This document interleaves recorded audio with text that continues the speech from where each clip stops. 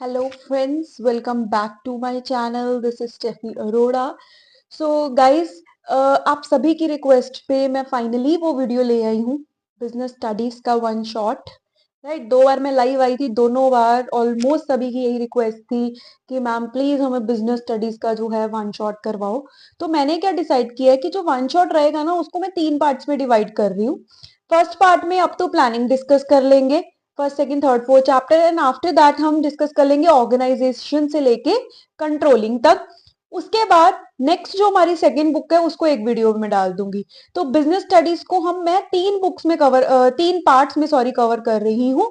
तो so that आपके लिए भी थोड़ा पढ़ना जो है वो इजी रहे, थोड़ा बहुत ही ये ना लगे कि 3-4 घंटे की वीडियो है और पता नहीं क्या चल रहा है। तो ऐसे पार्ट्स में आपके लिए भी आई गेस इजी रहेगा। तो आइए स्टार्ट करते हैं आज business studies. So what is the first chapter? Nature and significance of management. So first chapter पे आ जाते हैं। मीनिंग करेंगे सबसे पहले कि मैनेजमेंट होती क्या है।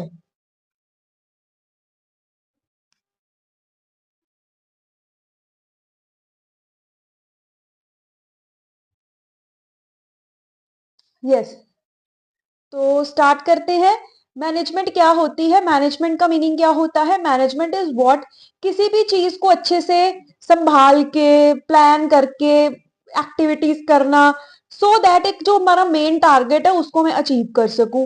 अगर सिंपल लैंग्वेज में, बुक लैंग्वेज में बात की जाए तो management is what, it is an art of getting thing done from other. किसी से भी काम करवाने की कला को मैनेजमेंट बोला जाता है।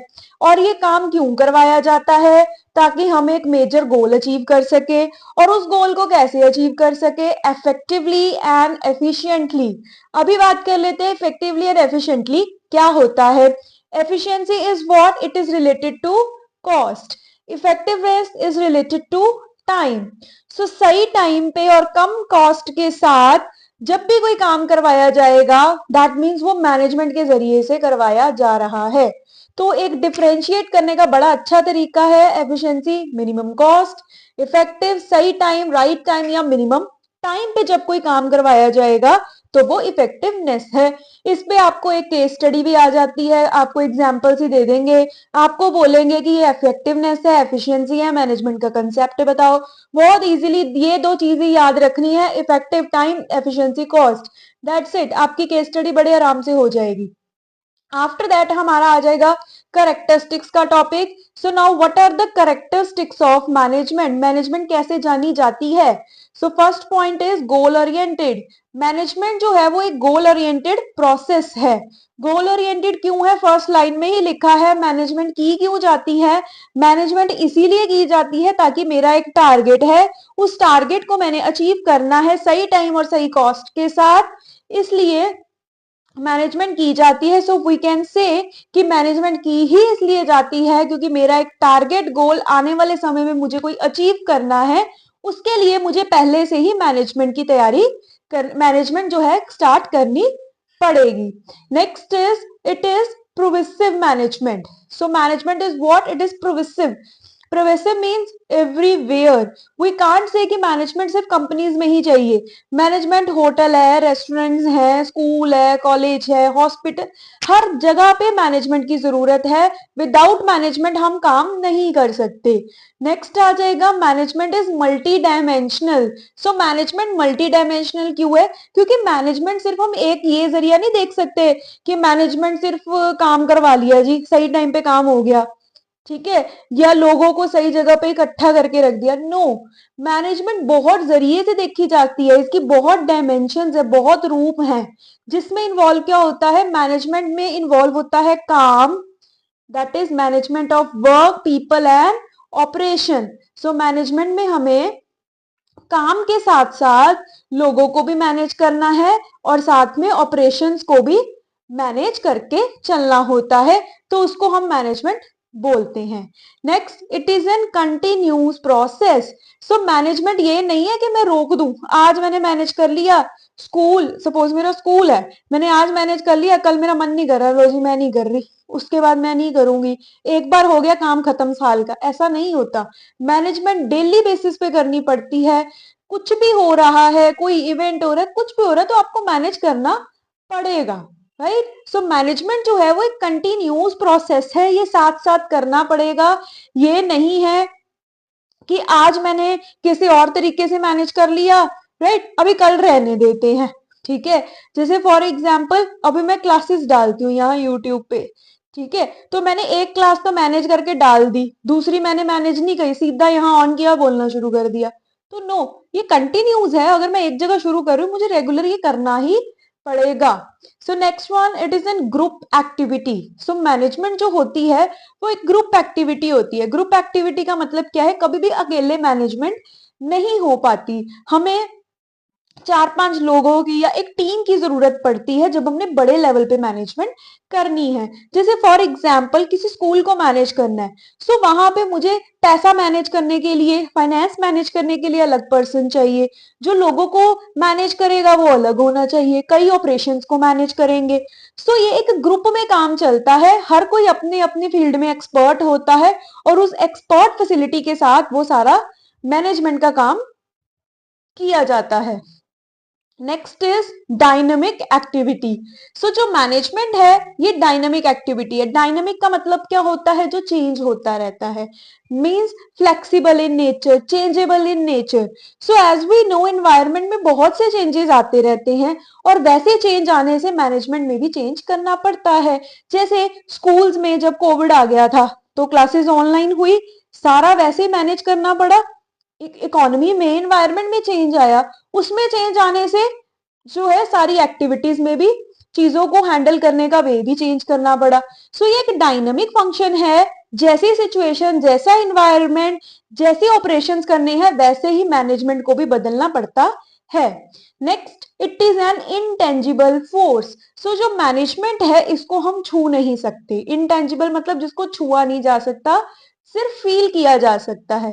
अभी फॉर एग्जाम्पल आप किसी मैरिज पे या किसी फंक्शन पे जाते हो, ठीक है, वहां पे जो भी फैसिलिटीज होती है आप जस्ट फील करते हो कि हाँ बहुत अच्छी थी, अरेंजमेंट एंड ऑल सब कुछ अच्छा था, तो आपने उस फैसिलिटी को या वो जो अरेंजमेंट्स थे आपने उनको टच तो नहीं किया ना, आपने जस्ट फील किया कि वो बहुत अच्छा है। तो वैसे ही अगर मैं एक एग्जाम्पल लूं, मैं अभी आपको पढ़ा रही हूँ, आप मेरे नोट्स देख सकते हो, राइट, या मुझे देख पा रहे हो, या जो मेरी टीचिंग है, आप मेरी टीचिंग की जो स्किल है उसको आप छू तो नहीं सकते, आप सिर्फ फील कर दोगे कि हाँ जी यहाँ पे अच्छी है, यहाँ बुरी है, ये इनको बदलना चाहिए या नॉल। सो ये एक इनटेंजिबल फोर्स है। इनटेंजिबल फोर्स का मतलब यही होता है जिसको आप जस्ट फील कर सकते हो, छू नहीं सकते। सो इसी के साथ हमारा फीचर्स जो है वो कंप्लीट हो चुका है।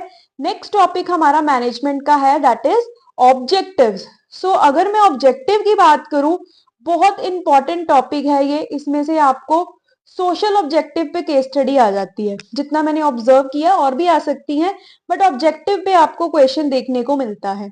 ऑब्जेक्टिव का मतलब कि मैं जो मैनेजमेंट कर रही हूं उसका फायदा क्या है, मेन टारगेट क्या है, क्यों की जाती है। सो मैनेजमेंट के मेजर 3 ऑब्जेक्टिव्स होते हैं, ऑर्गेनाइजेशनल, सोशल एंड पर्सोनल।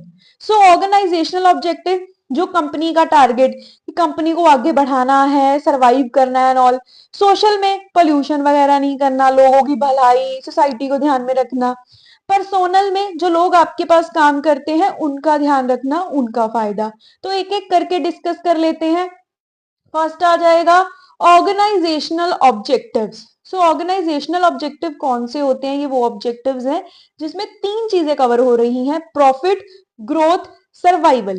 तो जब भी किसी कंपनी को रन करना है तो पहला उसको सर्वाइव करने पे काम करना पड़ेगा, राइट, उसको सर्वाइवल पे यहाँ पे काम करना पड़ता है। दैट मीन्स फोकस किया जाएगा कि कंपनी जो है वो लंबे समय तक चले, सरवाइव करे, कोई अप डाउन आ रहे हैं वहां से निकल जाए।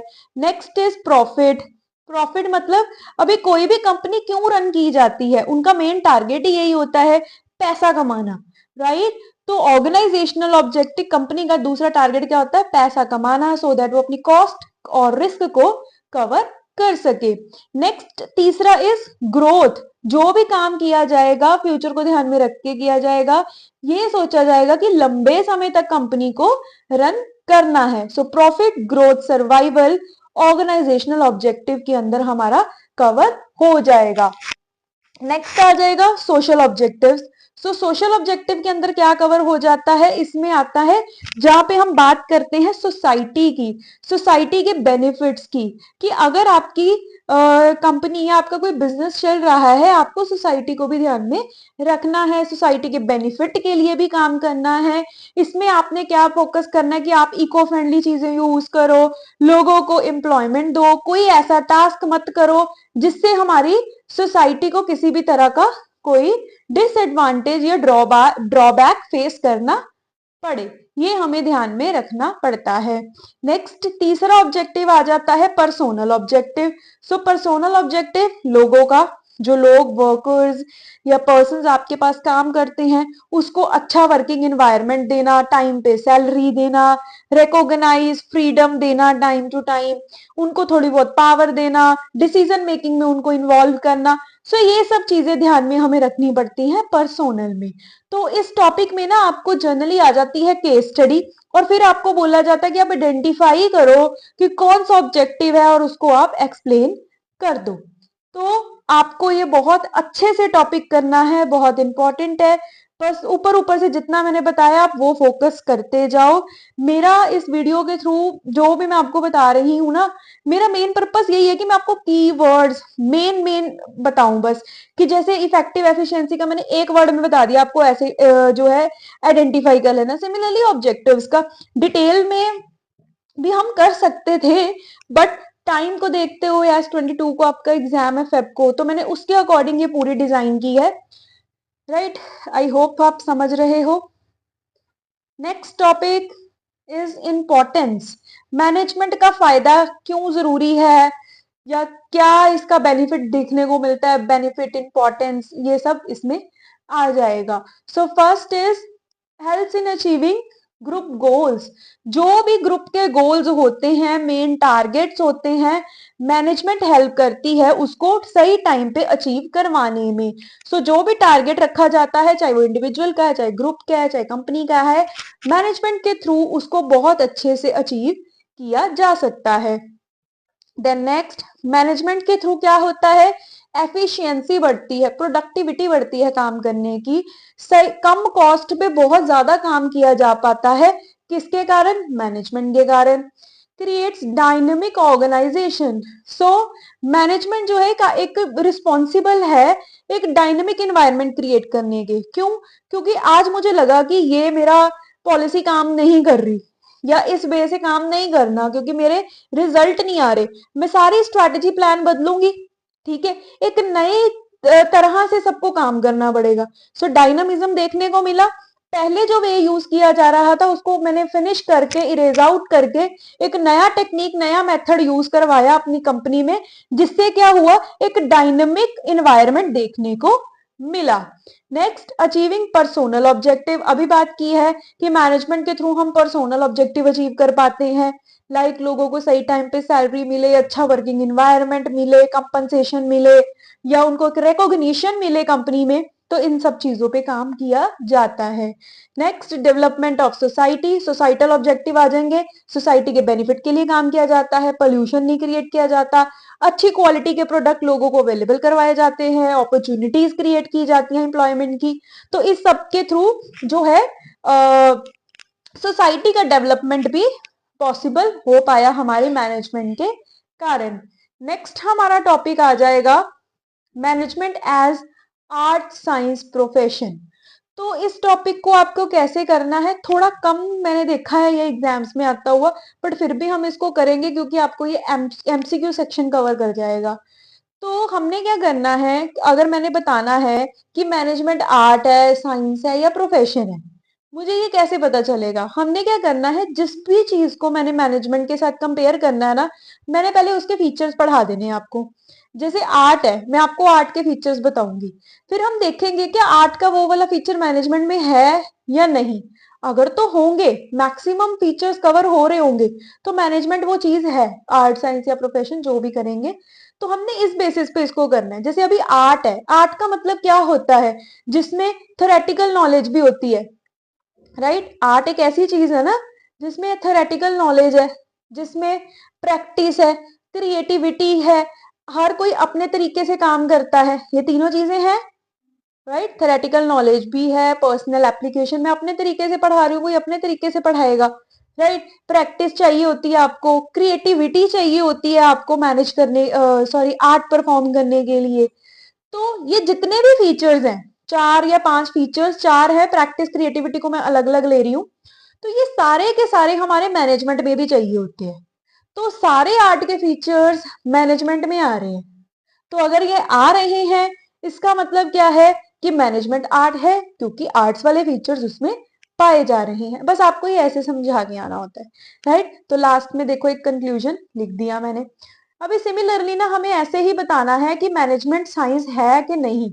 तो ये कैसे पता चलेगा, मैं देख लेती हूँ साइंस के फीचर्स मैनेजमेंट में है या नहीं। तो फर्स्ट ऑफ ऑल इसमें आ रहा है, हमारा first point is systematic body of knowledge. So systematic body of knowledge मतलब एक प्रिंसिपल, एक्सपेरिमेंट्स, ये सब अगर मैं देखूं, ये सब हमें साइंस में देखने को मिलते हैं। बट इतने ज्यादा अगर बात की जाए, प्रिंसिपल्स होते हैं मैनेजमेंट में, but not that much strict जितने साइंस में देखने को मिलते हैं। ठीक है। सेकंड है experiments and observations. So experiment and observation की अगर मैं बात करूं, तो वो मैनेजमेंट में भी होते हैं। हम एक नया तरीका देख लेते हैं काम करने का, हम फिर चाहते हैं चलो ऐसे करके देखते हैं, क्या पता क्या रिजल्ट देखने को मिलेगा। बट साइंस तो टोटली ही एक्सपेरिमेंट, ऑब्जर्व, केमिकल मिक्स करके देखना किस चीज का क्या इम्पैक्ट पड़ रहा है ना।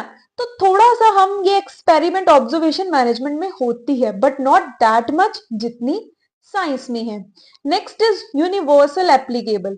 सो साइंस, H2O वाटर की अगर मैं बात करूं, हर जगह H2O वाटर है ना। बट मैनेजमेंट की इतनी वैलिडिटी यूनिवर्सली अभी नहीं है जितनी साइंस की है, राइट। तो अभी ये हम बोल सकते हैं कि थोड़े थोड़े फीचर्स ही हैं साइंस के, मतलब अगर एक फीचर साइंस का है, जितना परफेक्ट फॉर्म में वो साइंस में देखने को मिलता है, उतना परफेक्ट फॉर्म में मुझे मैनेजमेंट में देखने को नहीं मिलता। तो हम ये बोल सकते हैं कि जो मैनेजमेंट है वो एक इनएग्जैक्ट साइंस है, right. Not exact science, not pure science, it is an inexact science. तो आपको ये वर्ड्स याद में रखने हैं। सो सी मैंने यहाँ पे भी सारा इसको मार्क करके बताया हुआ है, ठीक है। तो आप ऐसे कर सकते हो। तो अभी हमारा आर्ट कवर हो गया, हमारा साइंस कवर हो गया। अभी अब हम बात करेंगे मैनेजमेंट एज एन प्रोफेशन की। सो मैनेजमेंट प्रोफेशन कैसे है भी या नहीं, इस पे बात करते हैं। तो पहले बात करेंगे प्रोफेशन क्या होता है। प्रोफेशन मतलब किसी भी चीज की स्पेशलाइज नॉलेज होना, ऑक्यूपेशन होना, स्किल काम करने की, राइट। जैसे टीचिंग प्रोफेशन है। सो अभी पहले प्रोफेशन के हम फीचर्स देखते हैं, फिर बात करेंगे।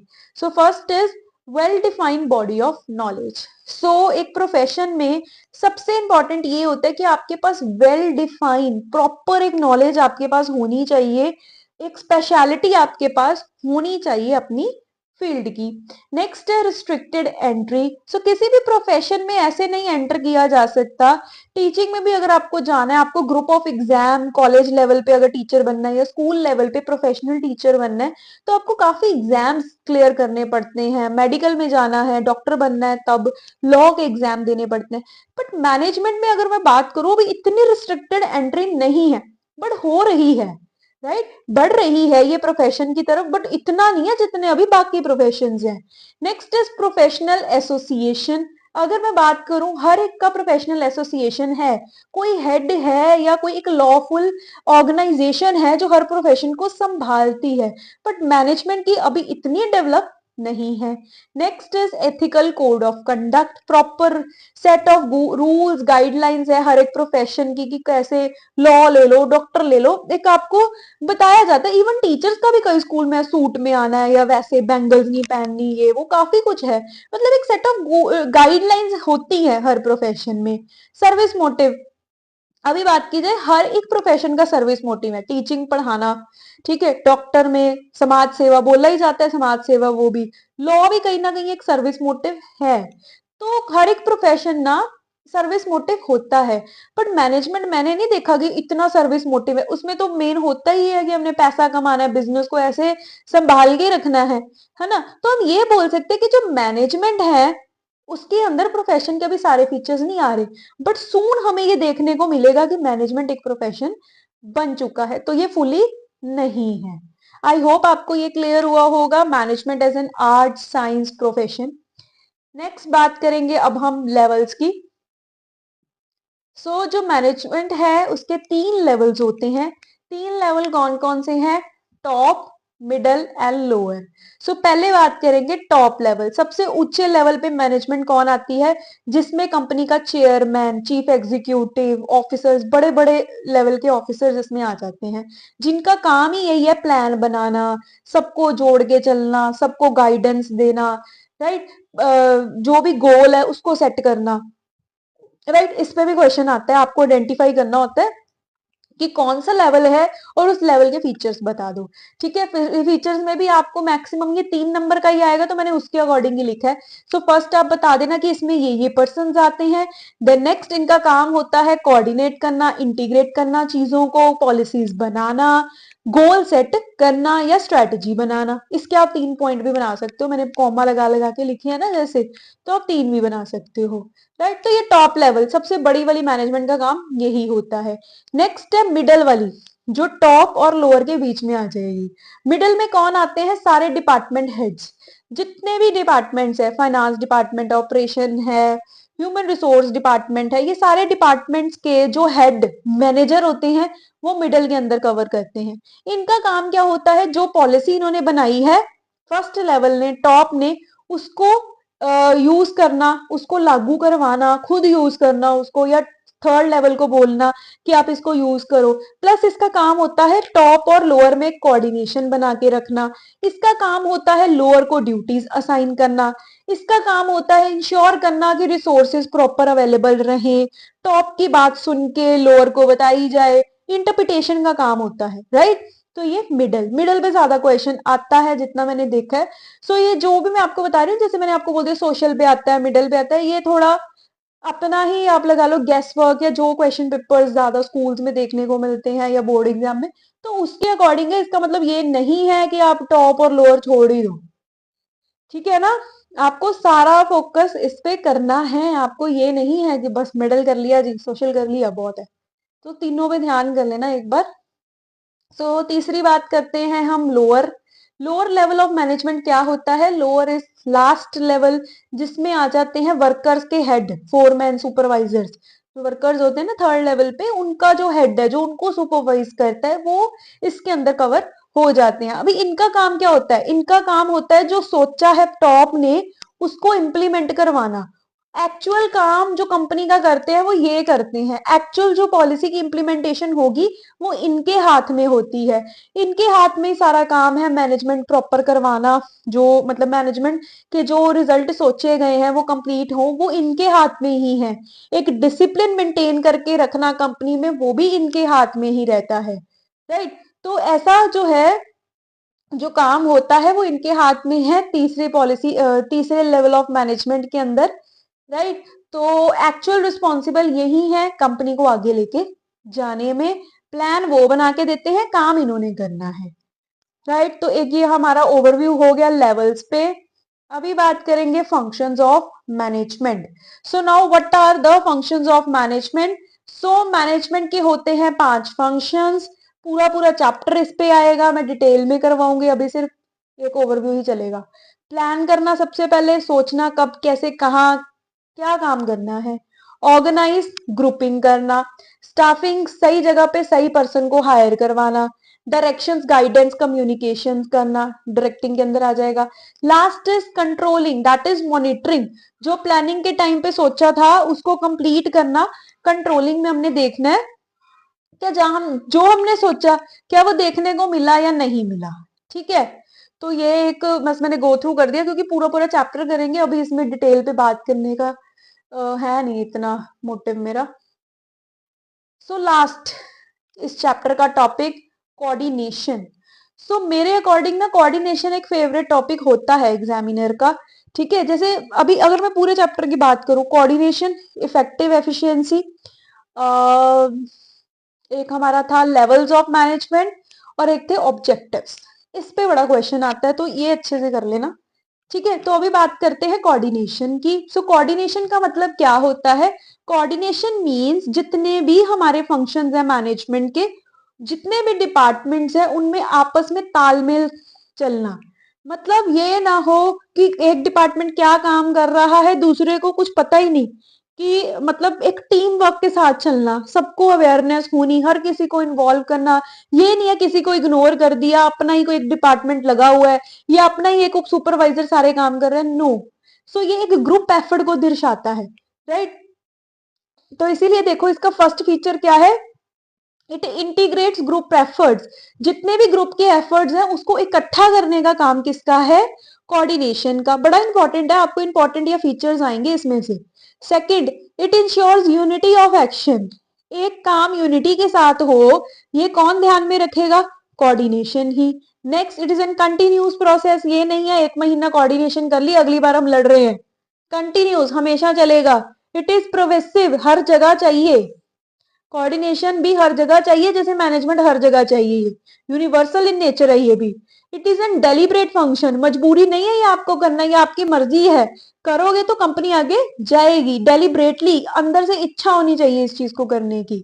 नेक्स्ट, कोऑर्डिनेशन जो है वो सारी मैनेजमेंट, जितने भी लेवल्स ऑफ मैनेजमेंट उन सबकी रिस्पॉन्सिबिलिटी है, जरूरी नहीं है कि टॉप लेवल इस पे काम करेगा, राइट। तो सिंपल से पॉइंट थे, बहुत इजीली आप इसको लिख सकते हो। इंपॉर्टेंस पे आ जाते हैं coordination, 3 importance as per your book. First, growth in size. Coordination कर रहे हो, कंपनी लंबे समय तक अच्छे रिजल्ट्स देगी, ग्रो करेगी, फ्यूचर में बड़ी ऑर्गेनाइजेशन क्रिएट करने में। फंक्शनल डिफरेंशिएशन, सो कोऑर्डिनेशन के थ्रू ना ये पता चल जाता है कौन किस चीज में माहिर है, किससे क्या काम करना है, मतलब एक्टिविटीज में डिफरेंशिएशन देखने को मिल सकता है कोऑर्डिनेशन के थ्रू। ये पता चलेगा कि ग्रुप ऑफ काम अगर एक जगह पे करवाने हैं तो वो कैसे करवाए जा सकते हैं अलग अलग लोगों से। नेक्स्ट, लास्ट आ जाएगा स्पेशलाइजेशन। सो जो कोऑर्डिनेशन है वो एक ऐसा पर्पस है जिसके थ्रू हमें स्पेशलाइजेशन के बारे में पता चलता है। स्पेशलाइजेशन डील्स विद, जिससे हमें ये पता चलेगा कि एक स्पेशल स्किल या नॉलेज हर कोई इसमें इंप्लीमेंट करने की जो है कैपेसिटी रख पाएगा, क्योंकि इसके थ्रू मुझे फंक्शनल डिफरेंस पता चल रहा है, कौन किस चीज में माहिर है, कौन कौन सी एक्टिविटी कर सकता है। तो अगर एक चीज एक पर्सन करता जा रहा है, पता चल गया कि ये पर्सन इस चीज में माहिर है, तो ऑब्वियसली वो दोबारा दोबारा उस चीज को करेगा, तो उससे स्पेशलाइजेशन ही बढ़ेगी ना, वो उस चीज में या उस एक्टिविटी में एक्सपर्ट हो जाएगा। तो ये कंसेप्ट भी कोऑर्डिनेशन से ही हमें देखने को मिलेगा। तो फर्स्ट चैप्टर इज ओवर, इतना ही करना है आपको। नेक्स्ट चैप्टर है आपका प्रिंसिपल्स ऑफ मैनेजमेंट, जिसमें हम बात करेंगे प्रिंसिपल्स में। अगर मैं बात करूं कि प्रिंसिपल्स ऑफ मैनेजमेंट में आपको क्या क्या आ सकता है, इसमें देखो जो मेजर आपको फोकस करना है, जो मोस्ट इंपॉर्टेंट आपको आता है, 2 पर्सन है इसमें, टेलर एंड फ्योल, इनके प्रिंसिपल्स हैं, राइट। टेलर के तो टेक्निक्स भी हैं, तो इनमें से ही आपको क्वेश्चन आएगा, ठीक है।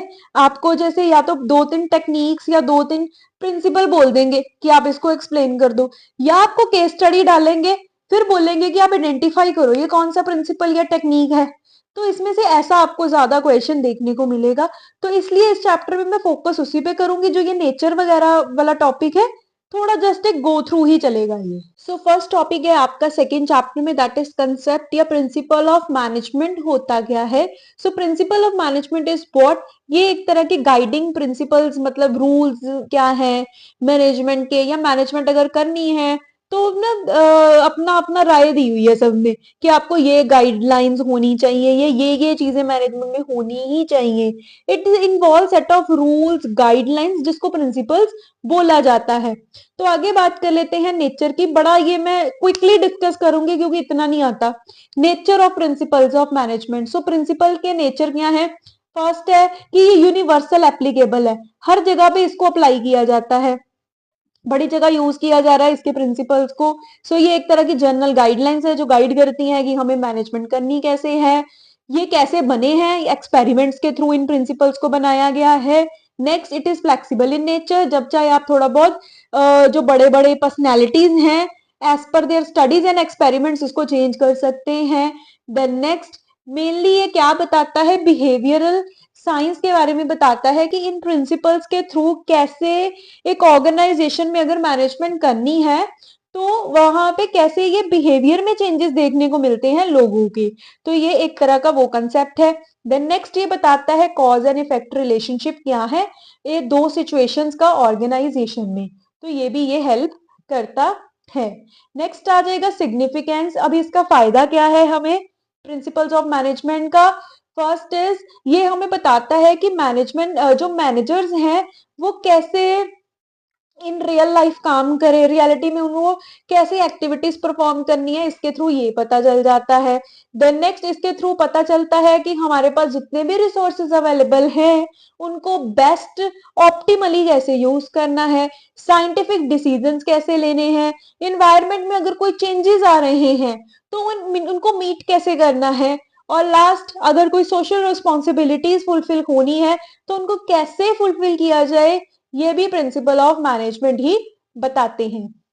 Next is management training education and research.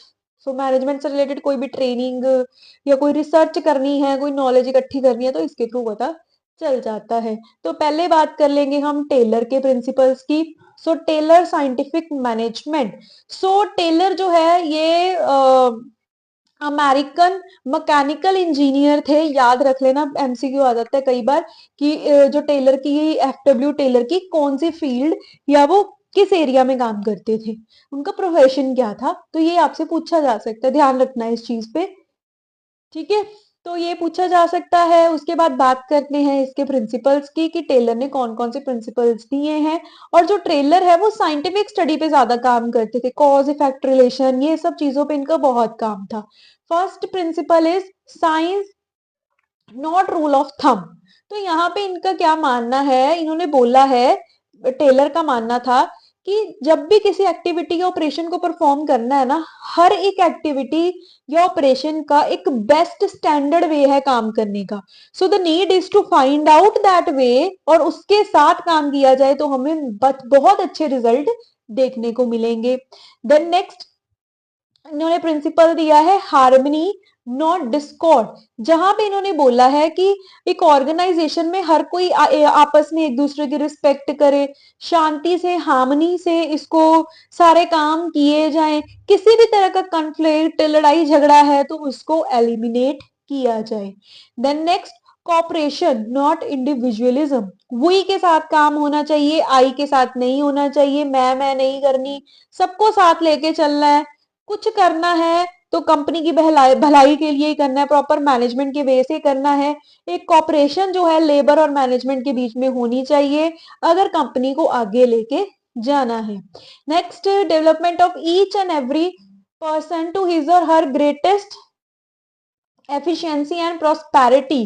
तो यहाँ पे टेलर का मानना है कि अगर किसी को भी ग्रो करना है, मतलब जनरली कंपनी में हर एक चीज, हर कोई पर्सन अपनी बेस्ट एफिशिएंसी के साथ डेवलप हो, अपनी बेस्ट एफिशिएंसी के साथ काम करे, सो दैट कंपनी का मेजर जो भी ऑब्जेक्टिव है उसको बहुत अच्छे से अचीव किया जा सके, राइट। और अगर किसी को भी कोई काम असाइन करना है तो साइंटिफिकली इवेल्युएट करके असाइन करना चाहिए कि कौन कितना काबिल है किस काम को करने के लिए। नेक्स्ट आ जाएगा, ये 4 प्रिंसिपल दिए हैं हमारे टेलर जी ने। तो आगे बात करेंगे हम टेलर जी के टेक्निक्स की कि उन्होंने टेक्निक्स कौन सी दी है साइंटिफिक मैनेजमेंट की, जिसमें बात करेंगे first technique is functional foremanship, जिसमें उन्होंने क्या किया है 8 प्रोफेशनल स्पेशलाइज लोगों को जो है डिस्क्राइब किया है, जिन 8 को उन्होंने 2 हिस्सों में बांट दिया। अभी वो 2 हिस्से कौन से हैं, एक को उन्होंने कैटेगराइज कर दिया प्लानिंग ऑफिसर में, एक को प्रोडक्शन ऑफिसर्स में। इन्होंने स्पेशलाइज बंदे ये रख दिए और बताया कि अगर हम ऐसे काम को डिवाइड करके और इन ऑफिसर्स को हायर कर लेंगे या इनको एक स्पेशल पोस्ट देंगे कंपनी में तो हमारे काम अच्छे से हो जाएंगे। जिसमें प्लानिंग के लिए उन्होंने रखा है first is root clerk. Root clerk देखता है कौन सा काम किसके बाद कब क्या होगा, किसी काम को करने का रूट क्या रहेगा, वो कहां से होके गुजरेगा, कौन कौन से ऑपरेशंस करके गुजरेगा। नेक्स्ट है इंस्ट्रक्शन कार्ड क्लर्क, जो इंस्ट्रक्शंस देगा, गाइडेंस देगा कि अभी ये कर दो, अभी वो कर दो, जैसे एक इंस्ट्रक्शंस देना ना कि कौन सा काम कब करना है और उसकी इंस्ट्रक्शन से ही सब कुछ होगा, तो एक वो क्लर्क रख दो। देन नेक्स्ट तीसरा पर्सन रखो जो टाइम और कॉस्ट पे काम करेगा, राइट। और लास्ट है डिसिप्लिनरी, जो एक शांति का माहौल, एक आपस में कोऑर्डिनेशन, तालमेल बना के रखेगा। तो प्लानिंग ऑफिसर्स में ये 4 बंदे होने चाहिए। नेक्स्ट प्रोडक्शन के लिए कौन होना चाहिए? फर्स्ट है स्पीड बॉस, जो स्पीड को ध्यान रखेगा कि टाइम पे सब कुछ होता जाए, एक इफेक्टिव स्पीड जो हर एक की प्रोस्पेरिटी या हर एक की एफिशिएंसी के अकॉर्डिंग होनी चाहिए, वो मेंटेन रहे। देन नेक्स्ट एक गैंग बॉस होना चाहिए, मतलब एक लीडर होना चाहिए एक ग्रुप का। रिपेयर बॉस, जो ये इंश्योर करे कि सारी मशीन्स टूल्स सब कुछ सही चल रहे हो। और लास्ट इंस्पेक्टर, जो पूरी इन्वेस्टिगेशन करे, इंस्पेक्शन करे कि कुछ गलत गलत क्वालिटी का या कुछ भी डिले तो नहीं चल रहा, कहीं पे कुछ प्रॉब्लम तो नहीं है। तो ये इनका काम होगा। तो अगर फंक्शनल फोरमैनशिप होगी, फंक्शनल मतलब काम करने की फोरमैनशिप, कोई हर एक काम का एक हेड रखा जाएगा, एक स्पेशलाइज्ड प्रोफेशनल रखा जाएगा, तो काम बहुत अच्छे से होगा। तो फर्स्ट टेक्निक थी हमारी फंक्शनल फोरमैनशिप। सेकंड टेक्निक हमारी आ जाती है स्टैंडर्डाइजेशन एंड सिंप्लीफिकेशन, जिसपे बात की गई है कि कोई भी टास्क अगर करना है, उसको एक पर्टिकुलर उसका स्टैंडर्ड फॉलो करना है, उसका एक टारगेट बोल दूं अगर मैं, या एक लेवल सेट करके काम करना है। और काम करने का सिंप्लीफाई से सिंप्लीफाई प्रोसीजर ढूंढना है, जिसमें हम बेस्ट यूज करें अपनी लेबर, मशीन, टूल का, और जितने भी रिसोर्सेज हैं उनको बेस्ट यूज करते हुए विदाउट वेस्टेज के साथ बेस्ट काम करके दिखाना है। ये इस प्रिंसिपल का, सॉरी, टेक्निक का काम रहेगा। तीसरा आ जाएगा मेरा method study. Method study is what? Way of doing a task.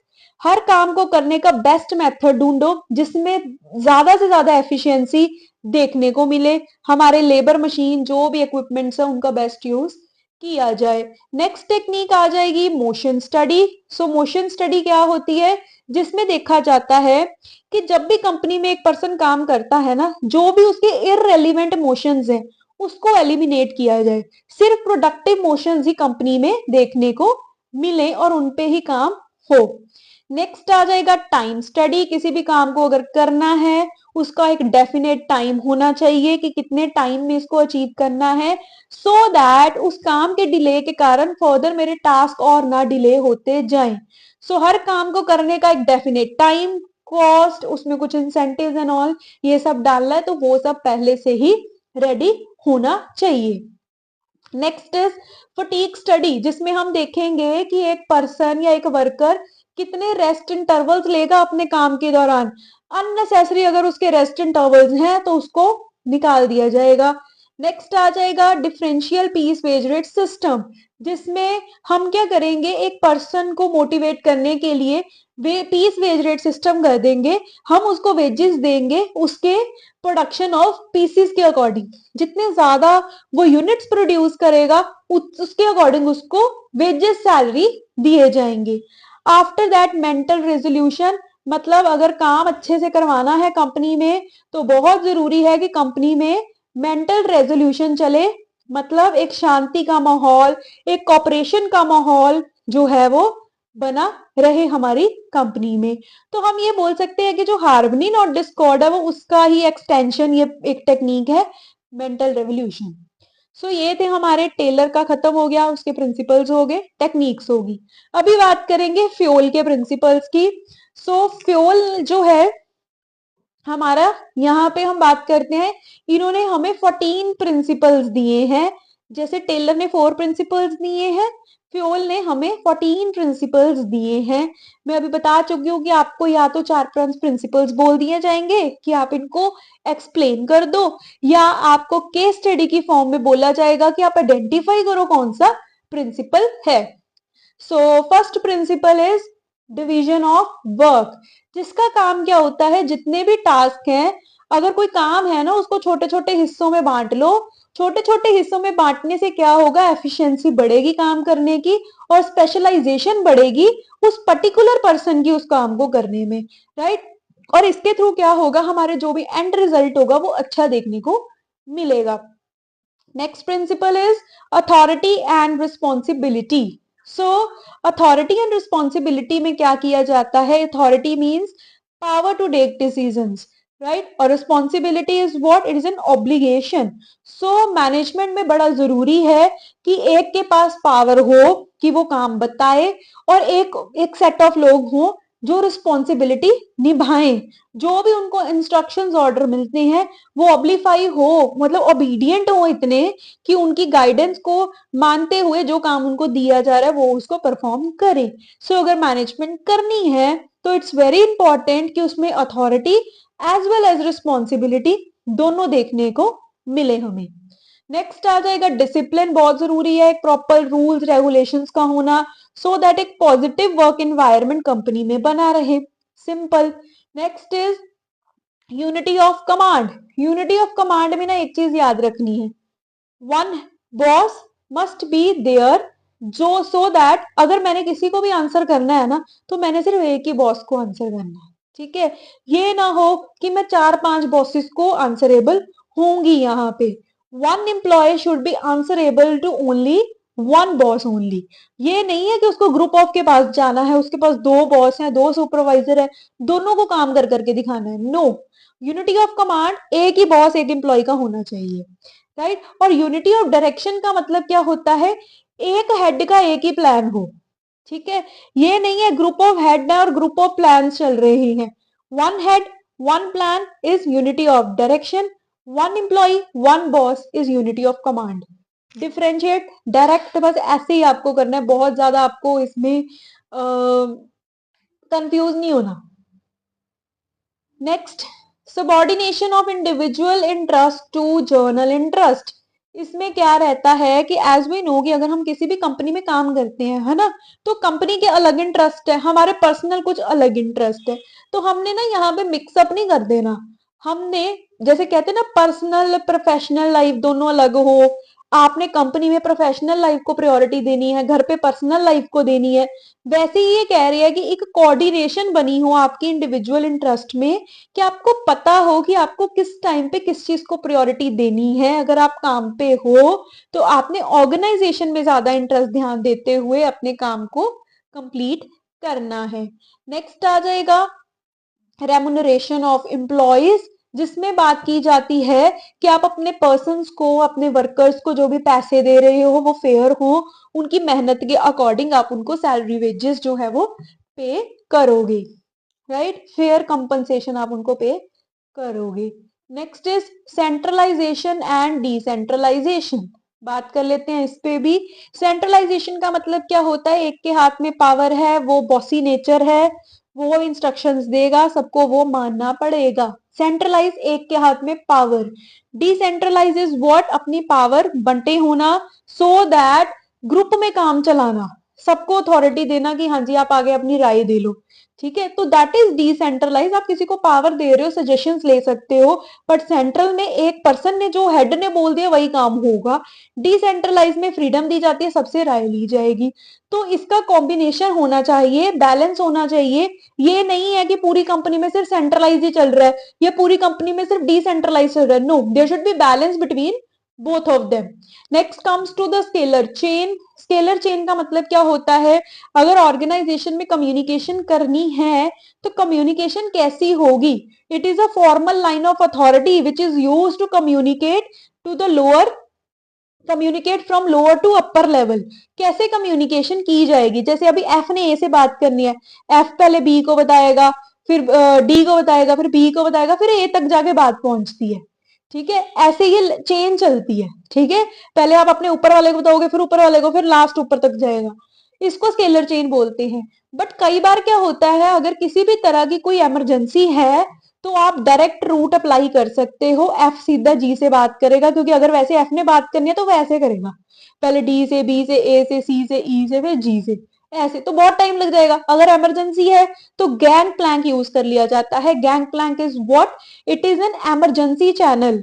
अगर आपको कोई बहुत ही इंपॉर्टेंट इंफॉर्मेशन देनी है तो आप गैंग प्लैंक यूज कर सकते हो। नेक्स्ट आ जाएगा ऑर्डर। यहाँ पे ऑर्डर का मतलब क्या होता है, इट इज नॉट की इंस्ट्रक्शंस, मतलब ऑर्डर जमाना, वो वाला ऑर्डर नहीं है यहाँ पे। इसका मतलब है एक सीक्वेंस में या एक सही जगह पे सारा सही सामान पड़ा हो, सो दैट ढूंढने में टाइम वेस्ट ना हो। Next comes to equity. Equity is what, without discrimination सबके साथ रहना, फेयर और जस्टिस आप मेंटेन करके चलोगे, सिंपल है। नेक्स्ट, स्टेबिलिटी ऑफ पर्सोनल्स, आप ट्राई करोगे कि आप अपने एम्प्लॉयज को ऐसे सेलेक्ट करो जो लंबे समय तक आपके साथ ही काम करें, आपके साथ लॉयल रहें, राइट। एक मिनिमम पीरियड मतलब वो आपके साथ निकाल के जाएं आपकी कंपनी में। Next is initiatives. इनिशिएटिव मतलब कि अगर कोई अपना राय देना चाहता है, कोई सलाह देना चाहता है, कुछ नया लेके आना चाहता है, आप उनको मोटिवेट करो, हाँ जी आप हमें बताओ आके आप क्या चेंजेस चाहते हो, आपको कहाँ प्रॉब्लम आ रही है, सो दैट एक हेल्दी इन्वायरमेंट बना रहे। इनिशिएटिव मतलब पहल करना, आगे आना, मतलब खुद अपनी आवाज उठाना type of, right. Last is esprit de corps. जितना अजीब सा नाम, मतलब बहुत इजी है। दैट मीन्स टीम वर्क की स्पिरिट होना, हार्मनी, यूनिटी की बात करना, वही की बात करना, आपस में मिलजुल के हम काम करेंगे, that is esprit de corps. Team work एक वर्ड याद रखो, सब याद रहेगा। सो ये थे मेरे प्रिंसिपल्स, आपके भी जो फ्योल जी की तरफ से दिए गए हैं। तो इसके साथ हमारा प्रिंसिपल्स का चैप्टर भी कंप्लीट हो गया है। So first chapter already done, second principle done. Third chapter है हमारा बिजनेस इन्वायरमेंट का, और इसमें कुछ गिने चुने ही टॉपिक्स आपको करने, फीचर हो गए, इंपॉर्टेंस हो गए, एलिमेंट्स, यही तीन में से ज्यादा क्वेश्चन आता है। सो केस स्टडी ही इसमें आती है, जनरली 3 मार्क्स का इसमें से क्वेश्चन देखने को मिलता है, राइट। तो बिजनेस इन्वायरमेंट स्टार्ट करते हैं अभी हम। सो फर्स्ट ऑफ ऑल है हमारा बिजनेस इन्वायरमेंट का meaning. So what is business environment? Business environment क्या होता है? एक ऐसा माहौल जहां पे एक बिजनेस ऑपरेट हो रहा है। सो जब भी एक बिजनेस ऑपरेट होता है वो कांटेक्ट में आता है अपने बाहर वाले इन्वायरमेंट के साथ भी, एक्सटर्नल के साथ भी और इंटरनल के साथ भी। एक्सटर्नल में आ जाते हैं जैसे इकोनॉमिक इन्वायरमेंट, बाहर की मार्केट कंडीशन क्या है, और इंटरनल के इन्वायरमेंट में आ जाता है जैसे एम्प्लॉयज वगैरह हो गए, सप्लायर्स हो गए, ये सब इसमें आ जाते हैं, ठीक है। So what is business environment? It is the forces, it these are the set of forces, individual, institute, जो हमारे कंपनी के माहौल को या हमारे बिजनेस के माहौल पे इम्पैक्ट डालते हैं या बिजनेस की वर्किंग पे इम्पैक्ट डालते हैं। That is what business environment is. Next आ जाएंगे इसके फीचर्स। फीचर्स में फर्स्ट है totality of external forces. So business environment जो है ना, it involve sum total of all the forces जो बिजनेस फर्म के साथ कांटेक्ट में आते हैं, और ज्यादातर इसमें एक्सटर्नल फोर्सेस ही कांटेक्ट में आते हैं। जैसे मैंने अभी आपको बोला कि फोर्सेस जो इफेक्ट करती हैं बिजनेस को, वो इसमें आ जाती हैं। नेक्स्ट आ जाते हैं स्पेसिफिक एंड जनरल फोर्सेस। सो जो बिजनेस फोर्सेस है ना, या बिजनेस को जो इम्पैक्ट करते हैं, वो दो फोर्सेस करती हैं, जर्नल एंड स्पेसिफिक। स्पेसिफिक में कौन आते हैं? अंदर वाले बंदे, ठीक है, जैसे इन्वेस्टर्स हो गए, कॉम्पिटिटर, मतलब अंदर वाले नहीं बोल सकते, जो थोड़े कम हमें देखने को मिलते हैं। स्पेसिफिक है, टू द पॉइंट है, जैसे कॉम्पिटिटर हो गए, इन्वेस्टर्स हो गए, ये थोड़े कम नंबर्स में ही है, तो ये स्पेसिफिक है। जर्नल जो हर कोई फेस कर रहा है, कोई छोटा बिजनेस भी चलाएगा उसको भी फेस करना पड़ेगा। जैसे इसमें आ जाता है political environment, economic environment, social environment, right. Next is inter relatedness. So business के जितने भी फोर्सेस हैं, इनका आपस में ना कुछ रिलेशन जरूर होता है। जैसे फोर्स में ले लू डिमांड और सप्लाई, ये दो फोर्सेस हैं जो बिजनेस को इफेक्ट करती है, बट आपस में इनका रिलेशन है। प्राइस और गवर्नमेंट का, कोई भी ले लो आप, ये इनका आपस में रिलेशन होता है। नेक्स्ट बड़ा अच्छा है किसका फीचर, डायनामिक। अभी बताया मैंने आपको, डायनेमिक क्या होता है? Flexible, change. सो बिजनेस इन्वायरमेंट एक ऐसी चीज है जो बदलती रहती है, चाहे इसमें टेक्नोलॉजी है, चाहे इसमें फैशन है, कुछ भी है, ये बदलता है, ठीक है, एवर चेंजिंग है ये। Next is uncertainty. बड़ा अच्छा फीचर ये भी, प्यारा सा। अनसर्टेनिटी में क्या होता है, जिसमें हम देखते हैं कि जो बिजनेस एनवायरनमेंट है, आगे वाला हमें नहीं पता क्या होगा। मैं प्लान करके चल रही हूँ, ये हो सकता है, या ये चीजें पॉसिबिलिटीज हैं, बट हमें नहीं पता ना कि वो होगा या नहीं होगा। मैं कह रही हूँ आने वाले टाइम में इसके प्राइस बढ़ जाएंगे, ठीक है, क्योंकि डिमांड आने वाली है। क्या पता डिमांड ना आए, ये तो मैंने सोच लिया, या पास्ट कुछ सोर्सेज से या कई डाटा वगैरह देख के मैंने एक एस्टिमेशन लगाई, बट श्योर हम इसमें नहीं होते, अनसर्टेन है हम इसमें कि ये चीज होगी या नहीं होगी। Next is complexity, F point आएगा यहाँ पे, पता नहीं थोड़ा ना वो कर दिया चेंज, ठीक है। Next is complexity. So business को या बिजनेस इन्वायरमेंट को समझना एक बड़ा ही कॉम्प्लेक्स मुश्किल एक कंसेप्ट है। समझना क्या चेंज होगा, कब चेंज होगा, कैसे होगा, सो एक कॉम्प्लेक्स इन नेचर है। देन नेक्स्ट आ जाएगा रिलेटिवनेस। रिलेटिवनेस का मतलब रिलेटिविटी भी जिसको हम बोल सकते हैं। सो ये कंसेप्ट ना डिफर करता है country to country, person to person, firm to firm, region to region, area to area. हर एरिया में या हर कंट्री में ये अलग तरह से ही देखने को मिलता है, या अलग ही इसका नेचर है, हर जगह पे ये सेम नहीं पाया जाता। So that is simple the features business environment के। अभी बात कर लेते हैं बिजनेस इन्वायरमेंट को पढ़ना क्यों जरूरी है, क्यों इसको एक चैप्टर बना के रखा है, या क्यों बड़ा ये इंपॉर्टेंट टॉपिक है। सो पहले identification of opportunities to get first mover advantage. ये वाला पॉइंट जो फर्स्ट है ना बड़ा इंपॉर्टेंट है। क्यों इंपॉर्टेंट है ये भी बता देती हूँ, क्योंकि इस पे अलग से ही केस स्टडी आ जाती है। आपको ना एक पैराग्राफ दे देंगे और आपको बोलेंगे आइडेंटिफाई करो ये कौन सा इंपॉर्टेंस बता रहा है, ज्यादातर यही आंसर होता है। बड़ा इंपॉर्टेंट है ये।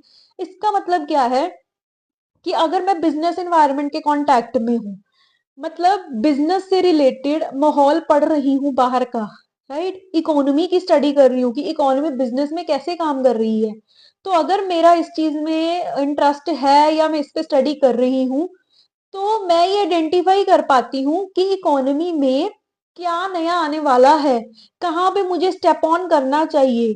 मुझे लगता है कि अगर मैं ये चीज सेटअप कर लूंगी या ये डिसीजन लूंगी तो मुझे ये एडवांटेज होगा। फर्स्ट मूवर एडवांटेज का मतलब यही होता है इकोनॉमी में, इन्वायरमेंट में अपॉर्चुनिटीज ढूंढना, उस अपॉर्चुनिटी पे काम करते हुए अपना फायदा कर जाना, that is first mover advantage. तो इसमें बहुत लोगों ने या बहुत यहाँ पे जो है फर्स्ट मूवर एडवांटेज आए हैं, उबर, जोमेटो, ये सब इनके एग्जाम्पल है। इन्होंने फर्स्ट मूवर एडवांटेज ही लिया, इनको लगा इकोनॉमी में इन चीजों की नीड है, इनको स्टार्ट करना चाहिए। ठीक है, तो फर्स्ट पॉइंट इंपॉर्टेंट पॉइंट था। Next, identification of threats. Business environment को पढ़ रहे हो, आपको बड़ा इजीली आप कैच कर पाओगे यहाँ से मुझे नुकसान होने वाला है, यहाँ से मुझे अब डर है, यहाँ पे मुझे डिसीजन ले लेना चाहिए क्योंकि अभी ये कुछ हो जाएगा, चेंज करना पड़ेगा मुझे कुछ ना कुछ, यहाँ इंप्रूवमेंट की जरूरत है, नहीं तो मैं मार्केट में से निकल जाऊंगी। सो आपके लिए जो भी खतरे की घंटियां हैं वो बिजनेस एनवायरनमेंट को समझने के बाद ही पता चलेगा। Next, tapping useful resource. Business environment के कांटेक्ट में हो, आपको जितने भी रिसोर्सेज यूजफुल हैं, चाहे वो एनवायरनमेंट के हैं, नेचुरल है या नॉन नेचुरल है, कोई भी है, लेबर है, कैपिटल है, रॉ मटेरियल है, कुछ भी है, आप बहुत इजीली आइडेंटिफाई या आप उसको ढूंढ सकते हो, टैप कर सकते हो कि ये रिसोर्स मेरे बिजनेस के लिए इंपॉर्टेंट है, इसको मुझे फटाफट जो है सेलेक्ट करना है या यूज करना है अपने बिजनेस में। Next is कॉपिंग with rapid changes.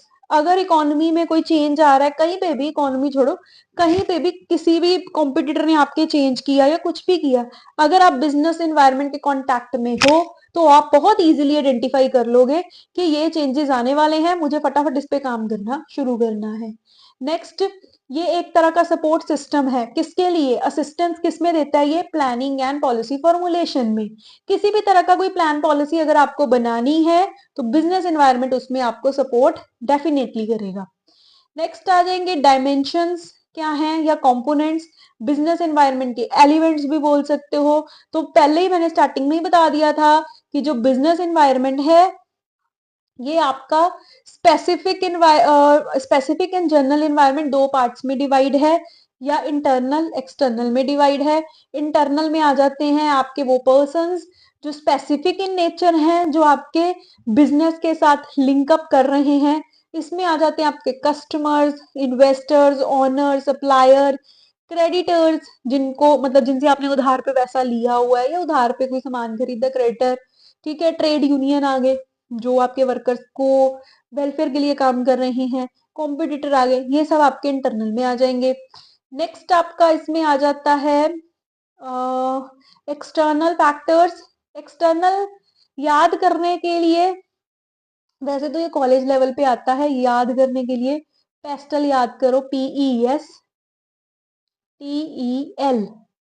Pastel.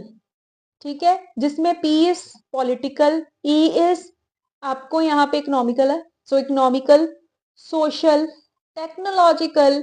E आपका नहीं है तो आप लिख सकते हो एथिकल या लीगल, राइट। तो एक टेक्निक भी है याद करने की। और ऑन द अदर हैंड आपको हायर क्लासेस में ना ये पूछते हैं व्हाट इज पेस्टल एनालिसिस, तो it is one of the analysis of business environment, जिसमें इन सभी फैक्टर्स की बात की जाती है। तो इसको ऐसे भी आप याद कर सकते हो। तो अभी एक एक करके इसको भी पढ़ लेते हैं, ये क्या होता है। सो पहला आ गया हमारा इकोनॉमिक इन्वायरमेंट। सो इकोनॉमिक इन्वायरमेंट, इकोनॉमिक्स पढ़ते हो ना, माइक्रो मैक्रो इंडियन, जो भी उसके चैप्टर्स है ना, एक ट्रिक बता रही हूँ, वो इकोनॉमिक इन्वायरमेंट है। इन्फ्लेशन, डिफ्लेशन, डिमांड, सप्लाई, कुछ भी आप पढ़ रहे हो, जीडीपी एंड ऑल, ये सब इकोनॉमिक इन्वायरमेंट का ही पार्ट है। इकोनॉमी में जो चीजें चलती हैं, एम्प्लॉयमेंट, पॉवर्टी, ये सब इकोनॉमिक इन्वायरमेंट का ही पार्ट है। मतलब ऐसे इकोनॉमिक फोर्सेस जो आपके बिजनेस को इफेक्ट करेंगी, वो इकोनॉमिक इन्वायरमेंट का पार्ट है। नेक्स्ट इज सोशल, जो है सोसाइटी से रिलेटेड फैक्टर्स, जिसमें आ जाते हैं कस्टम, बिलीव्स क्या है, सोच क्या है, आप जहाँ पे रहते हो वहां पे एजुकेशन लेवल क्या है, वहां का लाइफस्टाइल कैसा है, लोगों की सोच कैसी है, लोग किस चीज को ज्यादा इंपॉर्टेंस देते हैं, राइट। तो ये सोशल इन्वायरमेंट में आ जाएगा। मतलब कोई भी प्रोडक्ट लॉन्च करना है तो आपको ये भी ध्यान में रखना पड़ेगा कि आप कहाँ रहते हो, कहाँ बिजनेस स्टार्ट कर रहे हो, वहां के लोग कैसे हैं, वहां के कॉम्पिटिटर कैसे हैं, वहां का उनका लाइफस्टाइल कैसे है, फैशन क्या है, कौन से प्राइस पे प्रोडक्ट खरीदना पसंद करेंगे, क्वालिटी को प्रेफरेंस देते हैं नहीं देते, डिमांड किन चीजों के, ये सारा आपका कवर होगा सोशल इन्वायरमेंट में। सो इकोनॉमिक हो गया, सोशल हो गया, technological, that is upgradations, innovative चीजें, क्वालिटी पे काम करना, नया कुछ लेके आना, टेक्निक्स को यूज करना, मॉडर्न टेक्निक्स को, राइट। जैसे कोई टिकट बुकिंग वगैरह आजकल ऑनलाइन होने लग गई है, कोई आप क्लोथ का आपका बिजनेस है, तो उसमें कुछ ऐसे फैब्रिक्स जो एडवांस हैं, राइट, जो लोगों ने अभी नहीं देखे, तो ऐसा हर एक चीज में। जैसे अभी मैं वॉच की ही बात कर लूं, वो जो नॉर्मल वाली वॉच होती थी, नंबर्स वाली, है ना, सर्कल में जो चलती थी, तो वो मतलब आजकल वो एडवांस हो चुका है, डिजिटल वॉच आ चुकी है, टच स्क्रीन वाली आ चुकी है, उसको ज्यादा प्रेफरेंस मिलती है। तो ये होती है टेक्नोलॉजिकल एनवायरनमेंट। आज अगर आप अपना वॉच का बिजनेस स्टार्ट करो तो ऑब्वियसली आप उन वॉच पे भी काम करोगे ना, जो टच है, जो टेक्निकली बहुत एडवांस है आजकल, आपकी हार्ट बीट एंड ऑल, आपके फुट स्टेप्स आप कितना चले, ये सब बता देते हैं। ठीक है, तो टेक्नोलॉजिकल इनोवेटिव चीजों पे भी हमें काम करना पड़ता है। एनवायरनमेंट में क्या चल रहा है, क्या नया आया, क्या आउटडेट हो चुका है। Next is political environment. So political environment में क्या आ जाता है, लॉ ऑर्डर, पॉलिसीज क्या कर रहे हो, ठीक है, किस किस तरह का क्या एटीट्यूड पॉलिटिकल नेचर में चल रहा है, ठीक है, ये सब इसमें आ जाता है कि पॉलिटिकल ऐसी कौन सी चीजें हैं, कौन सी ऐसी राजनीतियां हैं जो आपके बिजनेस को इफेक्ट डालती हैं। नेक्स्ट इज सिंपल, इसमें आ जाता है जैसे गवर्नमेंट का कैसा माहौल है, कौन सा पार्टी सिस्टम आपके यहाँ चल रहा है, ये सब सारा पॉलिटिकली पॉलिसीज या स्ट्रैटेजीज गाइडलाइन से रिलेटेड इसमें कवर हो जाएगा। Last is legal environment. So legal environment में क्या आता है, जिसमें आते हैं एक्ट, रूल्स, जिसको ना मानने पे आपको पनिशमेंट होगी, फाइन देना पड़ेगा। जैसे चाइल्ड लेबर बैन है, ठीक है, या आप advertisement of alcoholic product is prohibited है ये, ठीक है। Then on the other hand अगर आप सिगरेट एंड ऑल ये बेच रहे हो, आप उस पर डाल देते हो ना, एक प्रिंट टाइप आता है कि ये डेंजरस है, यहाँ पे इफेक्ट जाएगा इसका, लोग खरीदे कोई बात नहीं, बट आप अपनी वार्निंग सिग्नल्स उस पर डालते हो, तो ये लीगल इन्वायरमेंट के अंदर आ जाएगा, जहां पे स्ट्रिक्ट कानून है, एक्ट बने हुए हैं चीजों को, जिसको आपको फोकस करना ही है अगर आपने बिजनेस रन करना है। ठीक है, तो ये मेरा सारा था आपका और मेरा दोनों का ही बिजनेस एनवायरनमेंट का टॉपिक, जिसमें मेजर यही करने हैं आपको, एलिमेंट हो गए, इंपॉर्टेंस हो गए, फीचर, इसमें से आपका कवर हो जाएगा। 3 मार्क्स का ये क्वेश्चन आता है ज्यादातर, तो मुझे लगता है इतना काफी है इसको करना। सो मूव करते हैं नेक्स्ट टॉपिक पे, नेक्स्ट चैप्टर पे, प्लानिंग। बड़ा इंपॉर्टेंट है, मैंने जितना ऑब्जर्व किया है इसमें आपको ना कई बार लॉन्ग क्वेश्चन भी आ जाता है 6 मार्क्स का, और 3 में भी ये कवर हो जाता है, एमसीक्यू में भी आता है। 4-5 ही इसके टॉपिक है और बहुत बढ़िया तरीके से इसको करना है और बहुत इंपॉर्टेंट है। जनरली मुझे कोई भी पूछता है कि किस चैप्टर से तैयारी शुरू करें, तो मैं प्लानिंग ही बोलती हूँ, बड़ा अच्छा चैप्टर है। सो प्लानिंग स्टार्ट करते हैं मीनिंग से। इसका तो मीनिंग भी बड़े ध्यान से करना है। Planning is what, thinking in advance, पहले से ही सोच के रखना क्या, what to be done, when to be done, how to be done and for whom it is to be done. कब, कैसे, कहाँ, किसके लिए क्या करना है, इसकी तैयारी पहले से ही करके रखना, that is what planning is, right. तो इसको प्लानिंग बोला जाता है।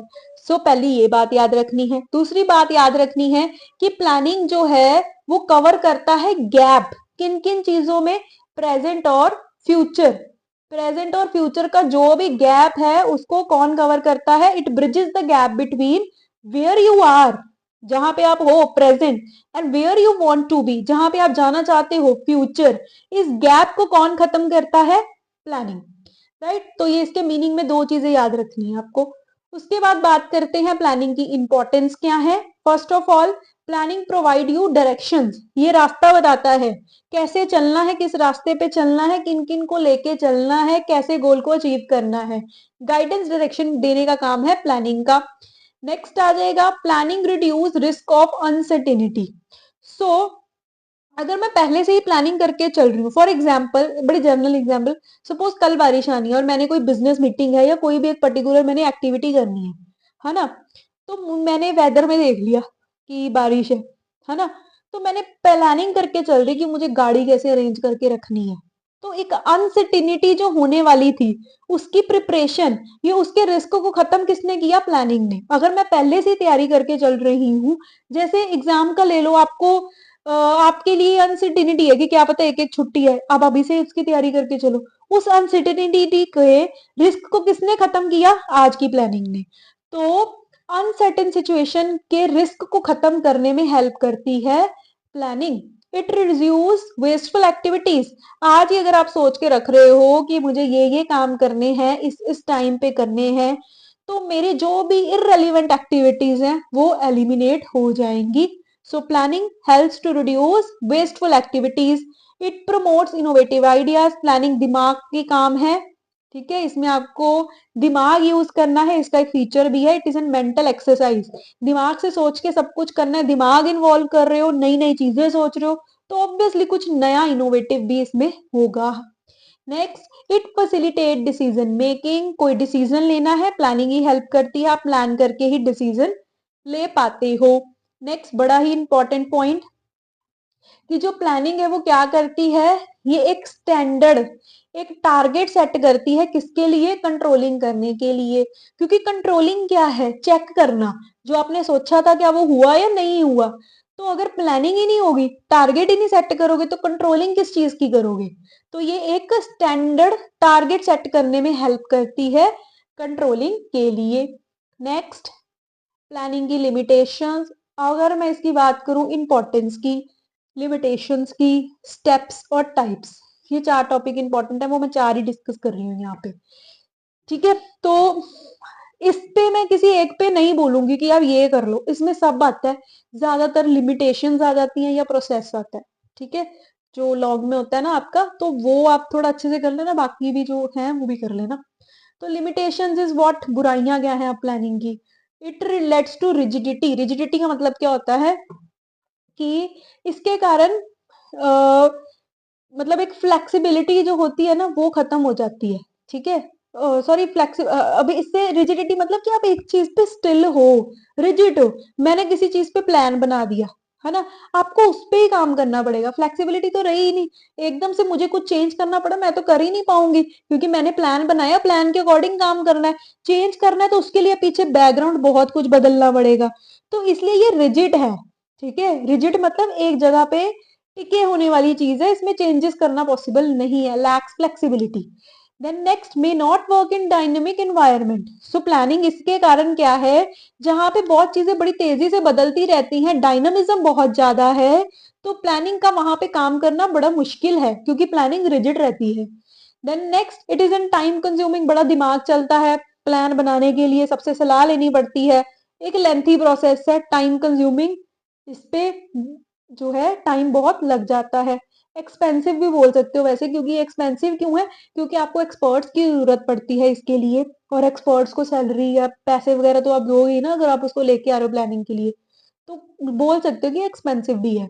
देन नेक्स्ट, ये भी हो गया, ये भी हो गया, इट नॉट गारंटी सक्सेस। आज मैंने प्लान कर लिया, आपने प्लान बना लिया 20 दिन का कि ऐसे ऐसे पेपर करने हैं एंड ऑल, ठीक है, पूरा साल नहीं आप पढ़े, उससे क्या होगा? तो गारंटी तो नहीं है ना कि सक्सेस मिलेगी। ट्राई कर सकते हो प्लान के थ्रू, पर ये आपको सक्सेस की गारंटी नहीं देगा। इट रिड्यूस क्रिएटिविटी, क्यों? क्योंकि आपने जो सोच लिया आपको वो करना पड़ेगा काम। कुछ जैसे प्लानिंग, आपने 10 दिन की प्लानिंग की, किसी भी चीज की बिजनेस की, 5वें या छठे दिन आपको लगा यार ये होना चाहिए था, है ना, कुछ क्रिएटिव आया आपके दिमाग में, पर आप चेंज ही नहीं कर पाओगे इतनी जल्दी, है ना। तो क्रिएटिविटी को ये रोक देता है अगर ये एक बार बन जाता है प्लान तो ये कुछ इसकी बुराइयां प्लानिंग की। आगे बात करेंगे हम प्लानिंग के प्रोसेस की। बड़ा अच्छा टॉपिक है ये भी। प्लानिंग वैसे ही मेरा फेवरेट है, पता नहीं क्यों। प्लानिंग के प्रोसेस, फर्स्ट प्लानिंग का प्रोसेस क्या है? Setting objectives. प्लानिंग अगर मैंने स्टार्ट करनी है ना, तो सबसे पहले मुझे एक टारगेट सेट करना पड़ेगा। एग्जाम्पल के साथ चलते हैं, बड़ा इजीली समझ आएगा। आपको सबसे पहले एक टारगेट सेट करना है। मेरा बिजनेस है, मैंने टारगेट सेट कर लिया कि मैंने आने वाले साल में 1 लाख यूनिट की सेल करनी है। सबसे पहले ऑब्जेक्टिव सेट हो गया। अभी इसके लिए मैं क्या करूंगी?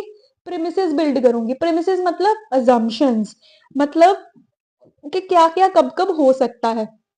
अभी आने वाले साल में तो बहुत सिचुएशंस ऐसी भी आएंगी जहां पे मेरी सेल कम हो सकती है, डिमांड नहीं होगी। उस टाइम मैं उस सिचुएशन को कैसे हैंडल करूंगी? या मैं ये एज्यूम करूं कि उस टाइम मेरी सेल नहीं होगी, जब हाई डिमांड होगी तभी मैं मैक्सिमम सेल कर जाऊं।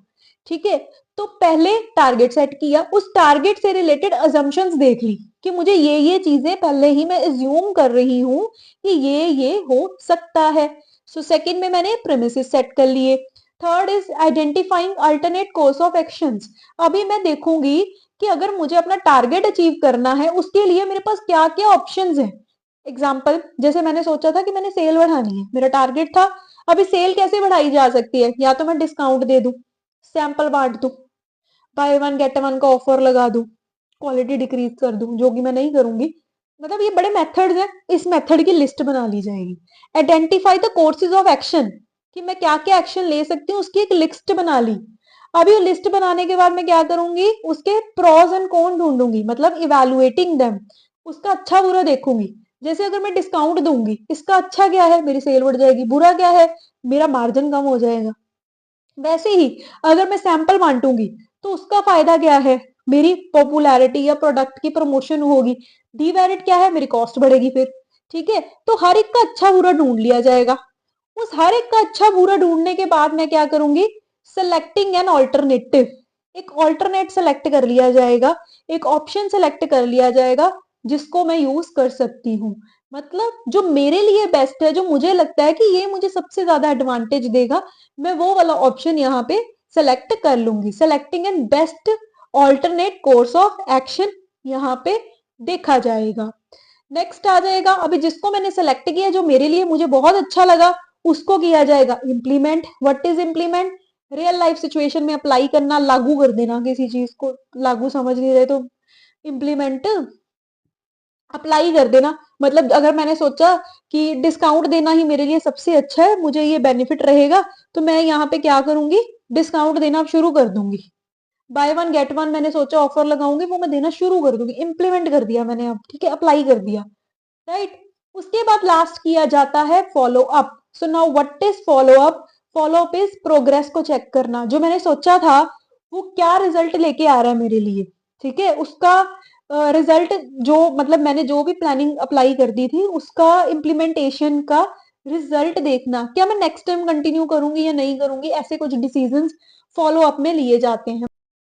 फॉलो अप जो है ना, वो एक तरह का यही है, फीडबैक है कि मैंने जो इम्प्लीमेंट किया उसका रिजल्ट क्या देखने को मिला, नेक्स्ट टाइम से क्या मैं वही प्लान बनाऊं या उन प्लान में कुछ चेंजेस करूंगी या नहीं करूंगी। तो ये थे हमारे सिंपल स्टेप्स, प्लानिंग कैसे परफॉर्म करती है। बहुत ही सिंपल तरीके से मैंने एक स्टोरी टाइप ट्राई किया कि आपको थोड़ा शॉर्ट में जल्दी से समझ आ जाए।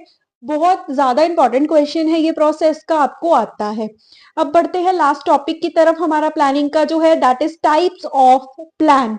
बहुत इंपॉर्टेंट टॉपिक है ये भी, बट ये लॉन्ग में नहीं, एमसीक्यू में ज्यादा देखने को मिलता है। जो हमारे प्लान्स हैं वो दो तरह के होते हैं, that is single use plan and standing plans. Single use जो रिपीटेड नेचर नहीं है, एक ही बार ये बनते हैं, बट स्टैंडिंग प्लान्स जो है वो रिपीटेड नेचर है, दोबारा दोबारा इनको बनाना पड़ता है। स्टैंडिंग से स्टार्ट करते हैं। सबसे पहले है पॉलिसी। पॉलिसी मतलब किसी भी चीज को करने का, अपने नजरिए से कुछ करना, अपने वे से या अपनी सोच के अकॉर्डिंग कुछ करना। Procedure is what the steps you follow to perform any particular activity. Method किसी चीज को करने का तरीका, way of doing something, right. जैसे जर्नल से एग्जांपल ले ले, जैसे लस्सी बनानी है आपको, है ना, तो या तो आप वो हाथ वाला इंस्ट्रूमेंट यूज कर लो, या तो वो मिक्सर ग्राइंडर से बना लो। मेथड है ना, ये कैसे आपने वो चीज परफॉर्म करनी है, तरीका क्या है करने का। Rules, set of guidelines, principles जो यूज किए जाएंगे किसी भी काम को करने के लिए, राइट। अभी आ जाते हैं सिंगल यूज, जो एक ही बार बनेगा, that is budget. So first है बजट। बजट मतलब क्या होता है, फाइनेंशियल प्लानिंग, पैसे की तैयारी करके रखना किसी भी काम को करने के लिए, that is budget. Next is programme. Budget में ये भी बोल सकते हो एक्सपेंडिचर और रेवेन्यू की प्लानिंग करना for the coming period. Programme का मतलब क्या होता है, प्रोग्राम मतलब किसी भी प्रोग्राम को अरेंज करना है, तो अगर करना है तो जितने भी टाइप्स ऑफ प्लान हमने किए हैं उन सबको आपको यूज करना पड़ेगा। आपको policy, procedure, method, rule, budget सब बनाना पड़ेगा। प्रोजेक्ट क्या होता है, जैसे कोई भी आपने कोई प्रोजेक्ट बना, प्रोजेक्ट परफॉर्म करना है, राइट। कोई जैसे प्रोजेक्ट्स नहीं लगते, इवेंट कह लो चाहे, है ना, तो उसमें भी सारा कुछ ही आएगा, पॉलिसी, प्रोसीजर सब कुछ ही चाहिए होगा, तो वो भी सिंगल यूज है, एक ही बार होता है, ये दोबारा दोबारा नहीं होता। उसके बाद नेक्स्ट एक अलग ही कैटेगरी के हमारे पास प्लान्स हैं, अदर, बड़े इंपॉर्टेंट। उसमें पहला है ऑब्जेक्टिव। ऑब्जेक्टिव क्या होता है, एक एंड टारगेट, एंड गोल किसी भी काम को करने का।